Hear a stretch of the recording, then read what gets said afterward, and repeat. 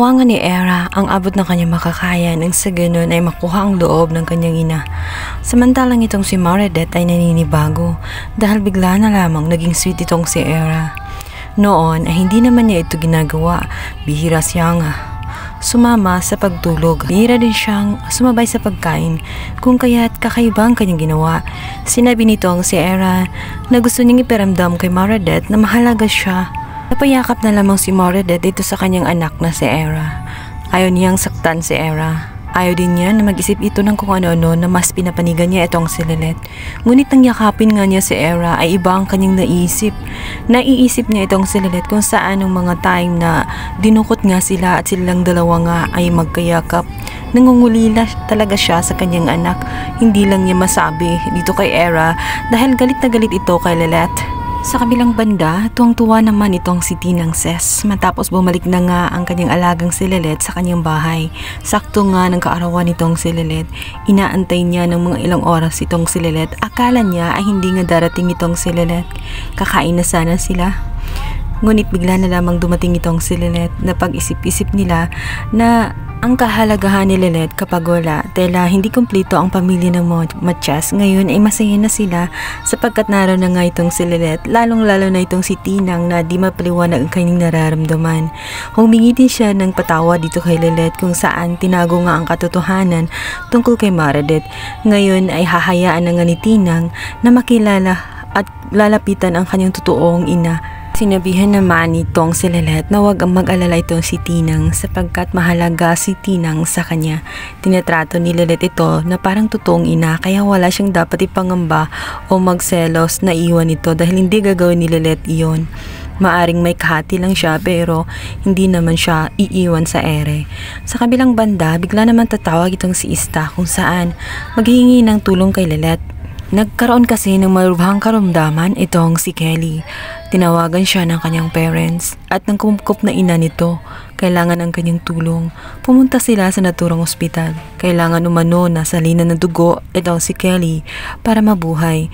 At alam ng asawa niya na si Calvin na katype ni Esta ang kanyang anak kung kaya't siya lang ang tanging natitirang pag-asa para mabuhay at madugtungan ang buhay nga nitong si Kelly. Nakikiusap nga at nagmamakaawa itong si Calvin dito kay Esta na sana kung ano man ang kanilang naging alitan ay pansatabi na muna nila. Mahalaga ang kaligtasan ng kanilang anak ngayon. Hindi naman naisip yun ni Ista. Importante sa kanya ang kanyang anak at alang-alala siya sa kalagayan nito kung kaya't buong puso niyang tinanggap na salinan ng dugo ang kanyang sariling anak. At masaya siya sa kanyang ginawa dahil tela napunan ang lahat ng mga pagkukulang ni Ista sa kanyang anak na si Kelly. Matagal siyang nangungulila dito at kahit papaano ay gumana ang kanyang loob na natulungan niya ito sa binggit na kamatayan. Sa kabilang banda, magbabago naman ang isip nito si Calvin. Noon ayaw niyang payagan na lumapit si Ista dahil sa tingin niya ay magkakagulo lamang sa oras na matuklasan na si Kelly ay anak na nitong si Ista sapagkat isa nga itong celebrity. Alam kasi nila na magulo ang mundo ng isang celebrity. Ayaw niyang magulantang ang bata at maguluhan. Ngunit nung makita niya kung gaano ka-sincere itong si Ista, nakapagdesisyon silang dalawa na hahayaan na lang si Ista na dalawin at magkaroon ng time sa kanyang anak kahit papano. Naman, masayang-masaya ngayon itong si Ista dahil yun lang naman ang hinihiling niya, ang maging parte ng buhay ni Kelly. Ngayon ay hindi na kailangan ang naturang kaso sapagkat maging okay na nga ang kanilang ugnayan.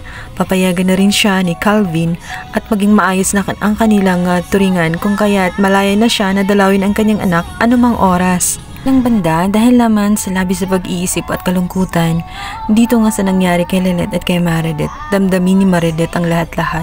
Kung kaya dito nga ay ma-stress siya ng gusto at aatakihin na naman siya ng anxiety attack. Nag-aalala ang lahat kung kaya minabuti nga nitong si Era na ipa-check up na nga siya. Hindi masabi ni Meredith ang tunay na nararamdaman niya dahil nga nag-aalangan siya dahil alam niya na napaka-violente ng kanyang anak na si Era, lalo itong nangingit-ngit ng galit. Dahil nga ang kanyang anak na si Era ay sobrang makasarili. Gusto niya ang atensyon ni Mati niya ay sa kanya lamang Ayaw niya na may kahati, lalong-lalo na matuklasan niya na ito nga si Lilette ang kanyang half-sister. Hindi niya ito matanggap dahil na rin sa matindi ang kompetensya niya at dito ay nararamdaman niya na mas magaling itong si Lilette at alam niya na mas mataas ang atensyon at mas malaki ang atensyon na ibibigay nitong si Meredith. Tala, hindi alam ni Lilette na naroon ang kanyang inang si Meredith na pina-check up na pala ni Era. Magkasalubong silang dalawa, dito naman ay laitin na naman siya nitong si Era at galit na galit.